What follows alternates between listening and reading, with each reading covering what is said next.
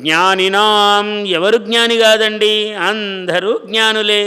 కానీ ఆయా సమయములో వచ్చే ప్రమాదాన్ని గమనించాలి. దయా, శ్రద్ధ, క్షమ ఇవన్నీ దివ్య గుణములు. ఈ గుణములన్నీ అన్ని స్త్రీలింగములే. అమ్మవారి స్వరూపాలన్నీ కూడా దయా స్త్రీలింగము, శ్రద్ధ క్షమా అంటే ఆత్మగత శక్తి స్వరూపిణులు వీళ్ళందరూ. హరిశ్చంద్రుడంతటి వాడు మార్కండేయ పురాణంలో విశేషంగా చెప్తాడు. ఎంత గొప్పవాడండి హరిశ్చంద్రుడు. ప్రపంచంలో అందరికీ హరిశ్చంద్రుడి కథ తెలియని వాళ్ళెవరు? ఎంత గొప్పవాడంటే అంత గొప్పవాడు.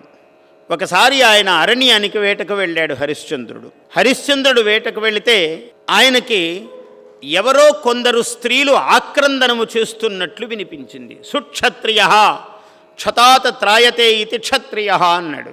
క్షత్రియుడు అంటే ఎవడయ్యా?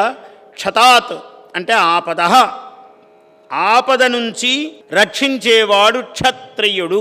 ఎవరికి ఆపద వచ్చినా తన రాజ్యములో అందరి ఆపదలను సొమ్ములు చేసుకునేవాడు కాదు రాజంటే. వాడికి ఆపద వచ్చినా వీడికి ఆపదలు వచ్చినా నేనున్నానులే అంటే దేనికి? వాడి దాంట్లో భాగం తీసుకోవడానికి.